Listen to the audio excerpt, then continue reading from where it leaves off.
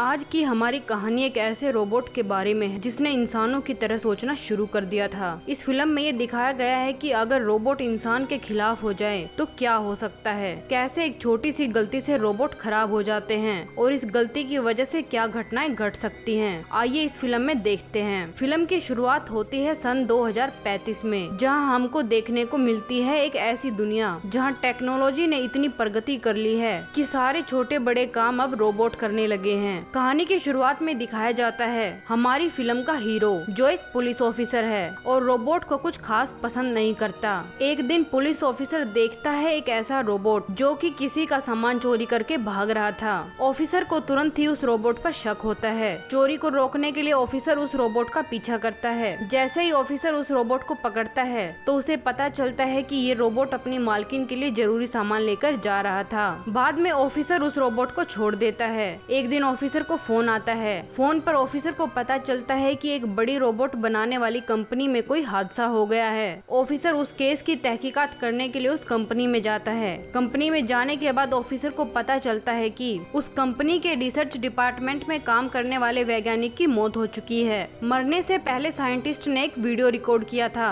इस वीडियो के जरिए वैज्ञानिक अपनी मौत के कुछ सुराग ऑफिसर को बताता है। ऑफिसर को शक होता है कि वैज्ञानिक ने आत्महत्या नहीं की बल्कि किसी ने उसे मारा है। ऑफिसर उस वैज्ञानिक की मौत के बारे में पूछताछ करने के लिए वैज्ञानिक की सेक्रेटरी से मिलने जाता है। सेक्रेटरी आगे की तहकीकात को पूरा करने के लिए ऑफिसर को वैज्ञानिक के कमरे में लेकर जाती है। वैज्ञानिक की मौत का सुराग ढूंढने के लिए ऑफिसर कमरे की छानबीन करता है। जैसे ही ऑफिसर तलाशी लेता है, एक छुपा हुआ रोबोट ऑफिसर से बचने के लिए हवा में छलांग लगा देता है। ऑफिसर रोबोट को ऐसा न करने की वार्निंग देता है। ऑफिसर को शक होता है कि रोबोट ही वैज्ञानिक का कातिल है। जब रोबोट कंट्रोल से बाहर हो जाता है तो ऑफिसर उस पर गोली चला देता है। ऑफिसर के बंदूक की गोली से बचने के लिए रोबोट भागने की कोशिश करता है और टूटी हुई खिड़की से 40 मंजिल नीचे छलांग लगा देता है। ऑफिसर रोबोट का पीछा करता है लेकिन रोबोट भाग जाता है। ऑफिसर को शक होता है कि रोबोट भागकर फैक्ट्री की तरफ गया है। उस भागे हुए रोबोट को ढूंढने के लिए ऑफिसर भी उसी फैक्ट्री में जाता है जहाँ रोबोट बनाए जाते हैं। जब ढूंढने पर भी रोबोट नहीं मिलता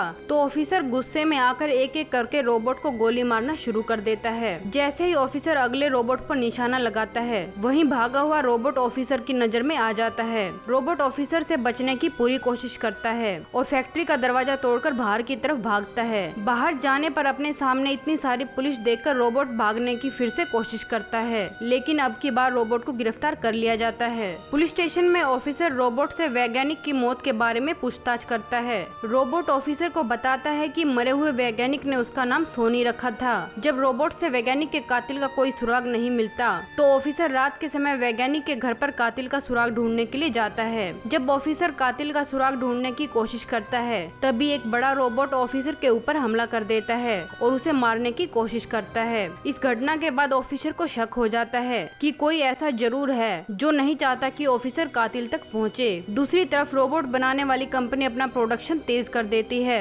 ताकि वो हर घर में एक रोबोट पहुँचा सके। ऑफिसर की तहकीकात से परेशान होकर रोबोट कंपनी का मालिक ऑफिसर को मारने के लिए बहुत से रोबोट उसके पीछे लगा देता है। सारे रोबोट एक साथ मिलकर ऑफिसर की कार पर हमला कर देते हैं और ऑफिसर को मारने की कोशिश करते हैं। पूरी कोशिश करने के बावजूद रोबोट ऑफिसर को मारने में नाकाम हो जाते हैं। खुद को रोबोट के हमले से बचाते हुए ऑफिसर की कार का एक्सीडेंट हो जाता है। तभी कोई ऑफिसर के ऊपर हुए रोबोट के हमले के सारे सबूत मिटा देता है। जैसे ही ऑफिसर को लगता है कि मुसीबत खत्म हो गई, तभी एक रोबोट निकलता है और ऑफिसर पर हमला कर देता है। ऑफिसर और रोबोट के बीच में काफी हाथापाई होती है, जिसकी वजह से ऑफिसर को काफी चोट लगती है। दूसरी तरफ रोबोट बनाने वाली कंपनी में सोनी रोबोट को खत्म करने का आदेश दिया जाता है क्योंकि वो वैज्ञानिक की मौत का रहस्य जानता था। सेक्रेटरी को रोबोट के अंदर से कातिल के कुछ सुराग मिलते हैं। रोबोट के खत्म होने से कुछ देर पहले सेक्रेटरी ऑफिसर को रोबोट के पास लेकर आती है, जहाँ रोबोट ऑफिसर को बताता है कि रोबोट कंपनी का मालिक अपने सारे रोबोट को शहर में फैलाकर उन सारे रोबोट के जरिए पूरे शहर पर कब्जा करना चाहता है। जैसे ही रोबोट कंपनी के मालिक को पता चलता है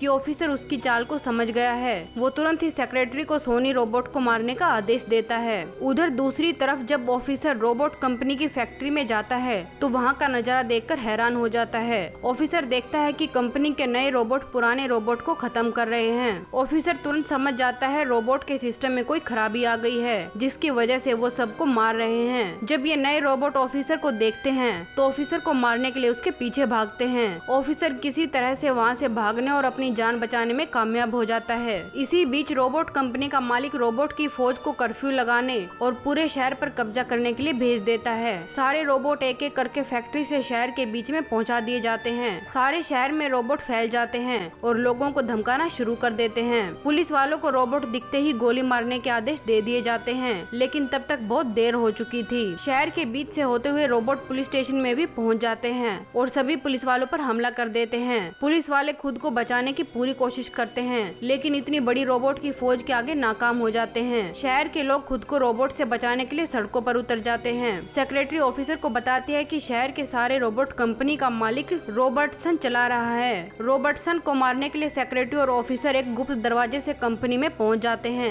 ताकि सारे शहर के रोबोट को कंट्रोल किया जा सके। अंदर जाते ही सेक्रेटरी और ऑफिसर को सोनी रोबोट मिलता है। सोनी ऑफिसर और सेक्रेटरी को एक गुप्त दरवाजे से होते हुए रॉबर्टसन के ऑफिस में ले जाता है। ऑफिस में जाते ही उनको पता चलता है कि रॉबर्टसन को पहले ही किसी ने मार दिया है। बाद में उनको पता चलता है रॉबर्टसन को उसी के रोबोट ने मार दिया है। पूरे शहर में घूमने वाले सारे रोबोट अपने आप एक सुपर कंप्यूटर से चल रहे हैं जिसका नाम विकी है। सुपर कंप्यूटर के बारे में पता चलते ही सारे रोबोट ऑफिसर, सेक्रेटरी और सोनी पर हमला कर देते हैं, लेकिन ये तीनों किसी तरह बच जाते हैं। सेक्रेटरी ऑफिसर को वो सुपर कंप्यूटर दिखाती है जो सारे रोबोट को कंट्रोल करता है। सेक्रेटरी सोनी रोबोट को वो इंजेक्शन लाने के लिए भेजती है जिससे सुपर कंप्यूटर विकी को खत्म किया जा सके। जैसे ही सोनी उस इंजेक्शन को लेने पहुंचता है, एक दूसरा रोबोट उस पर हमला कर देता है, लेकिन सोनी उस रोबोट से बच जाता है और उस इंजेक्शन को ले जाता है जिससे सुपर कंप्यूटर विकी को खत्म किया जा सके। खुद को बचाने के लिए सुपर कंप्यूटर विकी शहर के सारे रोबोट को ऑफिसर और सेक्रेटरी को खत्म करने का मैसेज भेजता है।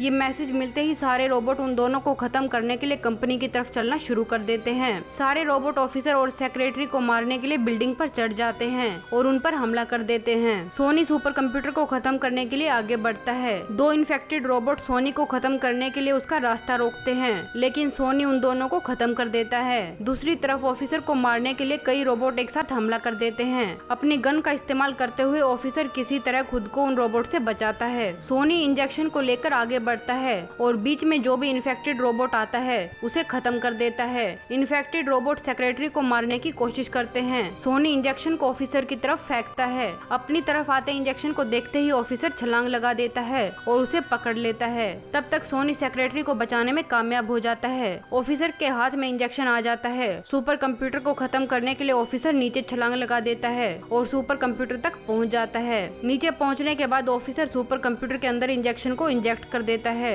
कोट वाला इंजेक्शन लगते ही सुपर कंप्यूटर में धमाका होता है। सुपर कंप्यूटर के अंदर धमाका होते ही शहर के सारे रोबोट काम करना बंद कर देते हैं। आर्मी सारे रोबोट को शहर से बाहर ले जाती है और इस तरह से ऑफिसर, सेक्रेटरी और सोनी तीनों मिलकर शहर को इन्फेक्टेड रोबोट से बचाते हैं। ऐसे ही और भी वीडियो देखने के लिए हमारे चैनल को सब्सक्राइब कीजिए और बेल आइकन को भी दबा दीजिए।